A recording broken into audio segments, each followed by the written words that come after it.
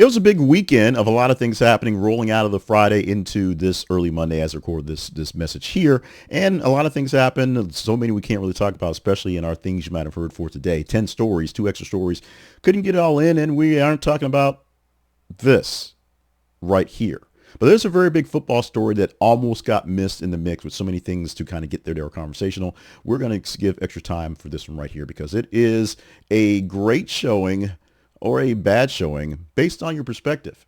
Because we're talking Cowboys football, which we try not to do around here because we don't want to really get the hopes up of those Cowboy fans. But a really amazing thing happened last night where Dak Prescott didn't have to talk about another bad performance, but he had to talk about the fact that he didn't quite get the win. It was a tie. Sunday night's football game between the Green Bay Packers and Dallas Cowboys in Arlington was an overtime 40-40 tie, a rare outcome the way the NFL works out because they want winners.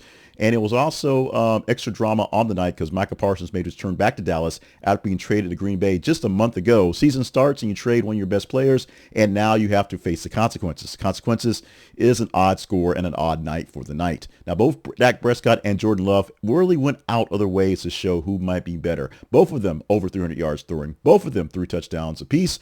Dallas Cowboys had George Pickens catching 2 of those scores. Green Bay had Romeo Doubs pulling all 3 of their scores on the night. It was an amazing game to watch that ended up with, the oddity of being a tie. Parsons recorded 3 tackles and 1 sack before briefly exiting the game with a concussion check. All was well as far as we can tell.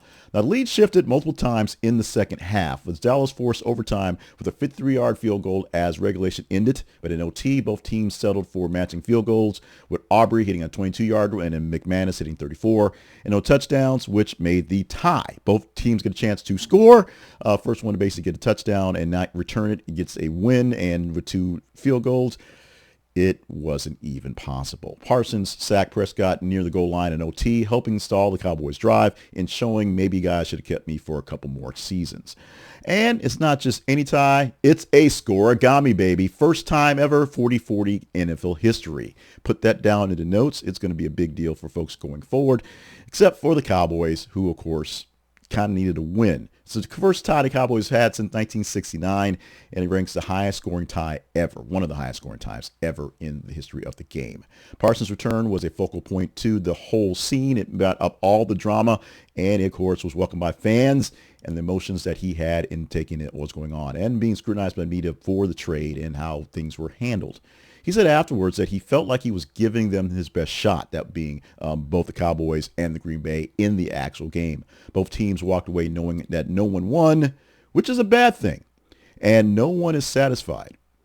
Love was quoted after the end of the game saying, "This feels kind of weird, especially since both quarterbacks did so well, put so much effort into it, only to come out 40-40 in the end." The tie is an underscoring of how balanced and competitive both clubs actually were tonight, which isn't necessarily a great thing for Dallas, who needs to be a better dominating team to get their luster up. The fact that they went basically yard for yard, throw for throw was great, but in the end, no one won. The offense and defense were both engaged in this one, even though it did get to 40 points. And Parsons' return made the narrative really weighty from both sides and made this more than just a regular game or Sunday evening game, but a game that people had their eyes on, paying attention to, more than just a few fantasy points going forward. This was drama that could not be scripted any better. Now, both teams now have a pause in their momentum. Essentially, nothing happening. A tie is great if it means you don't get the loss. And the stats are great because it shows that you have the ability to make things happen. But it's still a tie. It may come down to affect how things look out towards the end of their seasons when they have a tie to deal with as opposed to a full-out win or a full-out loss. And Parsons' impact was actually kind of limited, if you will. This presence was there, and it was there for a story. And he did make some impact on the field, but overall, the story that will end on Sunday night will be the big tie and more woes for Dallas and Dak Prescott, who is right now not showing he's really leading the team, America's team, to anything great, just sort of being there, if you will. Your thoughts on football, your thoughts on Dak Prescott and the Cowboys, your thoughts on Parsons, Love, and the Packers. Your thoughts on this, because I did something on this a few times, like 2 years ago, and it's still kind of in my craw. But your thoughts on this, whatever you got, we'll take it in the comments.